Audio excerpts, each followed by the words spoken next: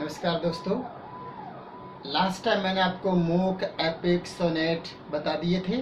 आज मैं आपको ओड के बारे में बताऊंगा। ओड भी एक क्या होती है? ओड एक बहुत अच्छी पोएम होती है और इलेवेटेड होती है। तो देखिए, काफ़ी लोग हैं इसमें।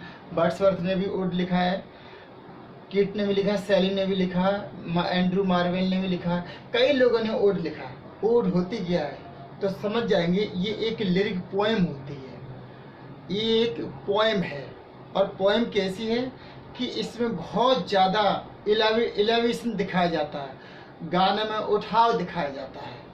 तो देखिए क्या है ये लिरिक पोएम। ओड क्या है? एक लिरिक पोएम है। लिरिक पोएम ही है। क्या है? Serious in subject. जो भी इसका सब्जेक्ट होगा उसमें सीरियस भी होगी, हंसी खुशी भी हो सकती है, दुख भी हो सकता है। Elevated in style and it's स्टेंजर structure. ये स्टाइल यानी एलिवेशन, इसके स्टाइल में एलिवेशन दिखाया जाएगा और ये स्टेंजर फॉर्म में भी होगी। दूसरा, हाईएस्ट टैलेंट। इसे लिखने में बहुत अच्छा खासा टैलेंट लगता है। यूँ ही हम चलकर या कोई भी नहीं लिख सकता, काफ़ी मशक्क़त यानी कि काफ़ी दिमाग चाहिए होता है। सीरियस और नॉन सीरियस, ये सब्जेक्ट आपकी चॉइस पर होता है कि किस पर लिखना चाहते हैं। ये बर्थडे पार्टी पर भी लिखा जा सकता है, कोई मर गया हो उस पर भी लिखा जा सकता है। दूसरा, किस कोई राजा सिंहासन में बैठ रहा, कोरोनेशन पर भी लिखा जा सकता है। यानी कि टॉपिक आपकी चॉइस पर होता है कि ये किस पर आप लिखना चाहते हैं। बट इसमें बहुत ज़्यादा टू एलिवेशन दिखाया जाता है। तो यानी कि एक ऐसी सीरियस और नॉन सीरियस पोएम होती है। नॉन नहीं कहेंगे, एक तरीके से काफ़ी, बेशक कुछ भी सही, लेकिन ये सीरियस ही होती है, एलिवेटेड होती है और इसमें हाईएस्ट टैलेंट यूज किया जाता है। ठीक है, तो ये कहाँ, सबसे पहले ये तो बात करते हैं कि ये कहाँ पैदा हुई, कहाँ इसकी ओरिजिन हुई। तो आप दिमाग में इसे बैठा लें कि ओड ग्रीक में पैदा हुई। ग्रीक पोइट्स ने सबसे पहले से लिखा था। तो यहाँ पे हमने दिया है ग्रीक में इसकी ओरिजिन हुई है, ग्रीक में इसकी उत्पत्ति हुई है। तो कई ओड से फेमस पोइट्स है जिन्होंने ओड से लिखी है, तो कुछ मैंने यहाँ पर मेंशन किए हैं। तो सबसे पहले देख लीजिए, intimation of immortality. Intimation of immortality metaphysical और मिस्टिकल ओड है। किसके द्वारा लिखी है? वर्ड्सवर्थ। वर्ड्सवर्थ की सबसे ज़्यादा इम्पोर्टेंट है इंटीमेशन ऑफ इमॉर्टलिटी। इसे पढ़ोगे तो वाकई में जब इसका मीनिंग समझोगे तो यानी कि अर्थ में से भी अर्थ आपको समझना पड़ेगा। टफ है पर बहुत ज़्यादा मिस्टिकल है। दूसरा, odd on A Grecian earn, यानी कि एक जो पोर्ट होता है, घड़ा, पिक्चर होता है, उस पर जो चित्र बने होते हैं उनको देखकर कीट्स बहुत ज़्यादा प्रभावित हुआ और उसने तुरंत उस पर अपना अलग अलग व्यू देकर एक पोएम की रचना कर दी, जिसका नाम दिया odd on A Grecian earn. Grecian का मतलब ग्रीस मतलब ग्रीक यानी यूनानी, और अर्न माना होता है मिट्टी का घड़ा। तो यानी कि ग्रीस का एक मिट्टी का घड़ा, उस पर ये कभी तो चित्र देखते हैं कि दो लड़के वहाँ बैठे, एक लड़की उधर होती है, उसको सेड्यूस कर रहे होते हैं। कभी ये देखते हैं कि एक कोई डेड बॉडी को लेकर लोग जा रहे हैं। कभी ये देखते हैं कि वहाँ पर कुछ लोग हैं जो डोली ले जा रहे हैं, उसमें एक जो दुल्हन है वो बैठी है, वो चुपचाप, वो थोड़ा और आंसू बहा रही है, रोने सुबक रही है। ये सारे अपने अपने अलग व्यूज देखते हैं। तो ओड ऑन ग्रेसियन अर्न कीट की इसी पोएम ने ओड ऑन ग्रेसियन अर्न कीट को फेमस कर दिया। अगर कीट जाने जाते हैं तो इसी पोएम के द्वारा जाने जाते हैं, वरना इनसे पहले जो भी पोएम उन्होंने लिखी थी वो इतनी ज़्यादा फेमस नहीं हुई थी। शैली उनके लिए लिखते भी हैं कि Keats name was written on water. कीट का नाम है पानी पर लिखा गया। अब आप ये बताइए, पानी पर लिखा गया नाम है तो वो तो कभी भी पता ही नहीं चलेगा कैसा लिखा गया, क्योंकि यानी कि कीट फेमस नहीं था। क्योंकि शैली और कीट्स एक अच्छे दोस्त थे, दोनों ही बैनिश थे, बाहर थे एक तरीके से। ये और ये एक यंगर पोइट की श्रेणी में आते हैं। रोमांटिक एज जब आप पढ़ेंगे, तो उसमें आप एल्डर पोइट्स और यंगर पोइट्स यानी फर्स्ट जनरेशन, सेकंड जनरेशन, जब सेकंड जनरेशन आएगी तो उसमें कीट्स और शैली के बारे में आप अच्छे से पढ़ेंगे। इसके बाद कीट्स ने एक लाइन मैंने वहां से ली है, क्या दे रहा, still thou unravished bride of quietness. ये लाइन ग्रेसियन अर्न से ली गई है। टीजीटी पीजीटी में तो बहुत यानी कि टू मच मान लीजिए, ये इम्पोर्टेंट है और यूजीसी नेट में पूछा जा सकता है। यूजीसी नेट में थोड़ा टफ से पूछते हैं, वो थोड़ा कोरल भी पूछ सकते हैं, कोर मेकिंग में भी पूछ सकते हैं, आपसे कुछ सेंटेंस बनाकर पूछ सकते हैं, बस to the point by chance ही पूछा जा सकता है। बट टीजीटी पीजीटी में ये टू द पॉइंट पूछा जा सकता है। ये पूछा जा सकता है कि still thou unravished bride of quietness, ये कहाँ से लिया गया है या इससे कौन बिलोंग करता है। Next, ode to the west wind और to skylark. Ode to the west wind यानी दोनों ही पोइट जो पोइम है, ओड है, शैली के द्वारा लिखी गई है। पीबी शैली, जिनका नाम है पर्सी बर्सी शैली, जिनकी वाइफ थी मैरी शैली, जिन्हें फ्रैंकेस्टीन लिखा है। मोस्ट इम्पोर्टेंट है फ्रैंकेस्टीन, जो उन्होंने अपने डैडी अपने फादर को डेडिकेट किया है। तो एडविन, इसके बाद है टू मिल्टन।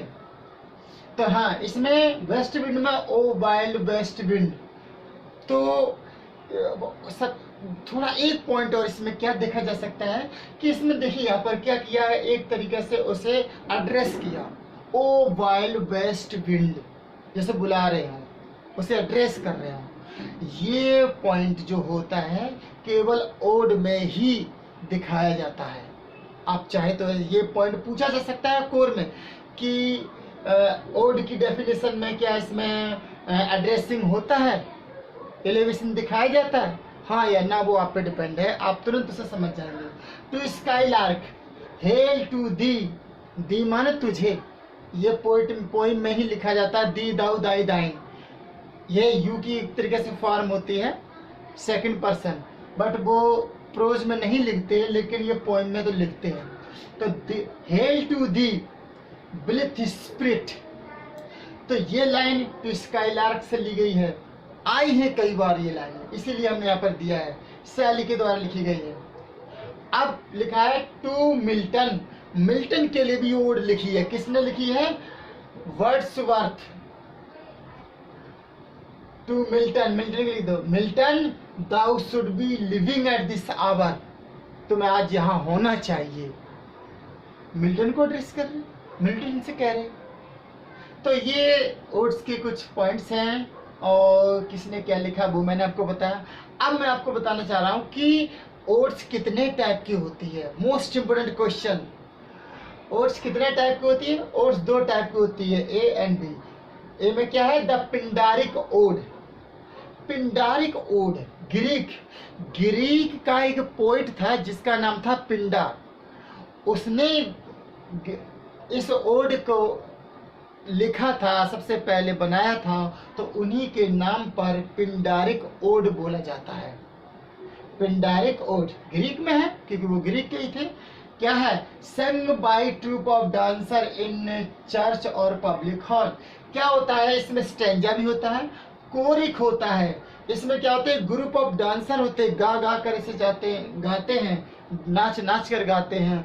और ये कहाँ, या तो चर्च में या पब्लिक हॉल, काफी बड़ा हॉल होगा वहां पर। याद रखा जा सकता है आसानी से कि पिंडारिक ओड में क्या अंतर है, पिंडारिक ओड होरेसन ओड में क्या अंतर है। तो ये क्या होता है, ट्रूप ऑफ डांसर के द्वारा गाया जाता है, कोरस होता है इसमें, चर्च में और हाँ पब्लिक हॉल में स्टेंजिक होता है। दूसरा, इसकी तीन फॉर्म होती है, मोस्ट इंपोर्टेंट है, इसकी तीन फॉर्म होती है, स्ट्रॉफी, एंटी स्ट्रॉफी और इपोड। क्वेश्चन बन जाता है कि स्ट्रॉफी किससे बिलोंग करता है, एंटी स्ट्रॉफी किससे बिलोंग करता है, या फिर रिपोर्ट किससे बिलोंग करता है, होरेसन ओड या फिर पिंडारिक ओड।